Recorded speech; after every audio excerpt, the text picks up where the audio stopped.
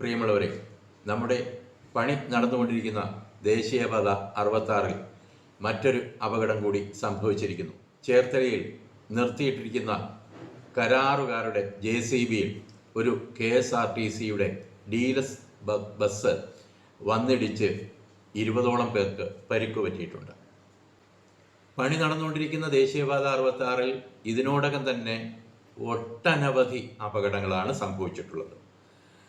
കഴിഞ്ഞ കുറച്ച് ദിവസങ്ങൾക്ക് മുമ്പ് കൊല്ലം ഉമയനെല്ലൂരിൽ നിർത്തിയിരിക്കുന്ന ഈ ദേശീയപാത കരാറുകാരുടെ ഒരു ടാങ്കർ ലോറിയിൽ ഒരു കാർ വന്നിടിച്ച് 2 ചെറുപ്പക്കാർ ദാരുണമായി കൊല്ലപ്പെടുകയുണ്ടായി.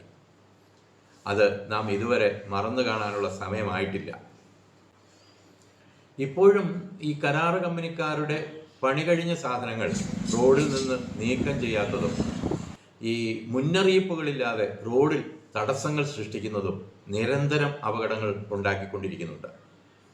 ഇപ്പോൾ നമ്മുടെ ഈ പണി കഴിഞ്ഞ റോഡുകളിൽ വാഹനങ്ങൾ കയറിക്കഴിഞ്ഞാൽ വേഗം തന്നെ അവർ വേഗത വർദ്ധിപ്പിക്കുകയും ഏതാണ്ട് 80 കിലോമീറ്ററിലധികം വേഗതയിൽ വാഹനങ്ങൾ ഓടിക്കുകയും ചെയ്യുന്നത് സർവ്വസാധാരണമാണ്, നമ്മളെപ്പോഴും കാണുന്ന കാര്യമാണ്. ഇങ്ങനെ വാഹനം വേഗതയിൽ പൊയ്ക്കൊണ്ടിരിക്കുമ്പോൾ മുന്നിൽ ഒരു തടസ്സം ഉള്ളതായി ഡ്രൈവറുടെ ശ്രദ്ധയിൽപ്പെട്ടാൽ, ഡ്രൈവർ കണ്ടാൽ ആ വാഹനം നിർത്താൻ, വാഹനം പൂർണ്ണമായി നിൽക്കണമെങ്കിൽ ഏതാണ്ട് 2, 3 ചിലപ്പോൾ അതിലധികമോ സെക്കൻഡുകൾ എടുത്തേക്കാം. ഇത് ഡ്രൈവറുടെ റിയാക്ഷൻ ടൈമും അതുപോലെ തന്നെ വാഹനം ബ്രേക്ക് ചെയ്യാനെടുക്കുന്ന സമയവും അഥവാ ബ്രേക്ക് ചെയ്താൽ വാഹനം നിൽക്കാനെടുക്കുന്ന സമയം ഒക്കെ ചേർന്നാണ്. ഈ ദൂരം ഈ വാഹനത്തിൻ്റെ വേഗതയനുസരിച്ചും വാഹനത്തിൻ്റെ ഭാരമനുസരിച്ചും വാഹനത്തിൻ്റെ ബ്രേക്കിൻ്റെ കണ്ടീഷൻ അനുസരിച്ചും ടയറിൻ്റെ തേയ്മാനം അനുസരിച്ചും അതുപോലെ തന്നെ ക്ലൈമറ്റിൻ്റെ അവസ്ഥ, മഴ തുടങ്ങിയുള്ള സാഹചര്യങ്ങളാണെങ്കിലും അതുപോലെ തന്നെയാണ് ഡ്രൈവറുടെ ശാരീരിക മാനസിക നിലയനുസരിച്ചും ഒക്കെ വ്യത്യാസപ്പെട്ടിരിക്കും. പല സാഹചര്യങ്ങൾ നമ്മൾ മൊബൈൽ ഫോൺ ഉപയോഗിച്ചുകൊണ്ടാണ് വാഹനം ഓടിക്കുന്നതെങ്കിലൊക്കെ റിയാക്ഷൻ ടൈം വളരെ കൂടുതലായിരിക്കും. മദ്യപിച്ചിട്ടുണ്ടെങ്കിൽ അതിനേക്കാൾ റിയാക്ഷൻ ടൈം എടുക്കും, ബ്രേക്ക് ചെയ്യാൻ എടുക്കുന്ന സമയം വളരെ കൂടും എന്നർത്ഥം.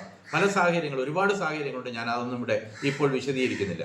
എങ്കിലും ആ ഡ്രൈവറുടെ മാനസിക നില അനുസരിച്ച് അത് വ്യത്യാസപ്പെട്ടുകൊണ്ടിരിക്കുക തന്നെ ചെയ്യും.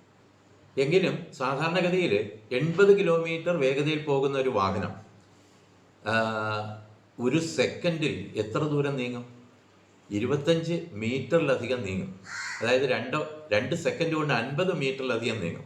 അത് 3 സെക്കൻഡ് ആണെങ്കിൽ 75 മീറ്റർ നീങ്ങും എന്ന് നമ്മൾ ഓർക്കണം. പകൽ സമയം നമുക്ക് വലിയ പ്രശ്നമൊന്നുമില്ല. വഴിയിൽ ഒരു തടസ്സം കണ്ടാൽ നമുക്കൊരു 100 മീറ്റർ അതിനേക്കാൾ കൂടുതൽ ദൂരം റോഡിന് വളവുകളൊന്നും ഇല്ലെങ്കിൽ നമുക്ക് കാഴ്ചയുണ്ടാകും. പക്ഷെ രാത്രിയിൽ സ്ട്രീറ്റ് ലൈറ്റ് ഒന്നും പ്രവർത്തിക്കുന്നില്ല എന്നുള്ളതാണ് ഒരു വസ്തുത. ആ സ്ട്രീറ്റ് ലൈറ്റ് ഇല്ലാത്ത സാഹചര്യത്തിൽ നമുക്ക് എത്ര ദൂരം കാണാൻ കഴിയും?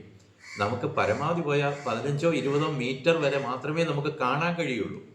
അപ്പോൾ 80 കിലോമീറ്റർ വേഗതയിൽ വരുന്ന ഒരു വാഹനം, നേരത്തെ ഞാൻ പറഞ്ഞു 2 സെക്കൻഡ് കൊണ്ട് തന്നെ 50 മീറ്ററിലധികം നീങ്ങും എന്ന്.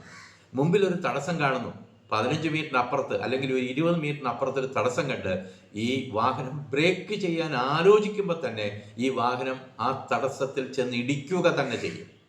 ഈ ഒരു ബസ്സിന് യാത്രക്കാരടക്കം ഏതാണ്ട് 20 ടൺ 20,000 കിലോഗ്രാം ഭാരമുണ്ടാകും. ഈ 20,000 കിലോഗ്രാം ഭാരമുള്ള ഈ വാഹനം 80 കിലോമീറ്റർ വേഗതയിലാണ് വരുന്നതെങ്കിൽ അതിൻ്റെ മൊമെൻറ്റം എത്രയായിരിക്കുമെന്ന് ആലോചിച്ച് നോക്കുക. ഏതാണ്ട് 4,50,000 കിലോഗ്രാം മീറ്റർ പെർ സെക്കൻഡ് ആയിരിക്കും അതിൻ്റെ മൊമെൻറ്റം. അതൊരു ഫ്രാക്ഷൻ ഓഫ് സെക്കൻഡ് കൊണ്ട് ഒരു നിർത്തിയിരിക്കുന്ന ഒരു വാഹനത്തിൽ മറ്റൊരു വാഹനത്തിൽ ചെന്ന് ഇടിക്കുക എന്ന് പറഞ്ഞാൽ ഒരു ഫ്രാക്ഷൻ ഓഫ് സെക്കൻഡ് കൊണ്ട് ഇതിൻ്റെ വേഗത പൂർണ്ണമായിട്ടും ഇല്ലാതാകുന്നു എന്നുള്ളതാണ്. അപ്പോൾ ഉണ്ടാക്കുന്ന ആഘാതം നമ്മൾ ഉദ്ദേശിക്കുന്നതിനും വളരെ വളരെ വലുതായിരിക്കും. ഈ അപകടങ്ങൾ ഇനിയും തുടരാതിരിക്കണമെങ്കിൽ യുദ്ധകാലാടിസ്ഥാനത്തിൽ ചെയ്തു തീർക്കേണ്ടുന്ന ഒട്ടനവധി കാര്യങ്ങൾ നമ്മുടെ നിരത്തുകളിലുണ്ട്. അതിൽ ഒന്നാമതായി ഈ പണി കഴിഞ്ഞ സ്ഥലങ്ങളിൽ തെരുവ് വിളക്കുകൾ പ്രകാശിപ്പിക്കുക എന്നുള്ളതാണ്. രണ്ടാമത്തെ കാര്യം ഈ കരാറ് കമ്പനിക്കാരുടെ ആണെങ്കിലും മറ്റാരുടെയാണെങ്കിലും യാത്രക്കാരുടെ ആണെങ്കിലും വാഹനങ്ങൾ രാത്രിയിൽ റോഡരികിൽ പാർക്ക് ചെയ്യാതിരിക്കുക എന്നുള്ളത്. മറ്റൊരു കാര്യം, പണി കഴിഞ്ഞ സ്ഥലത്ത് യാതൊരു തടസ്സങ്ങളും ഇല്ലാത്ത രീതിയിൽ പണി കഴിഞ്ഞ സാധന സാമഗ്രികൾ കരാർ കമ്പനിക്കാർ നീക്കം ചെയ്യുക കൂടി വേണം എന്നുള്ളതാണ്. ഇനിയും നമ്മുടെ റോഡുകളിൽ അപകടങ്ങൾ ഉണ്ടാകാതിരിക്കാൻ വേണ്ടി നാം ജാഗ്രത പാലിക്കണം എന്ന് മാത്രമാണ് ഈ അവസരത്തിൽ പറയാനുള്ളത്.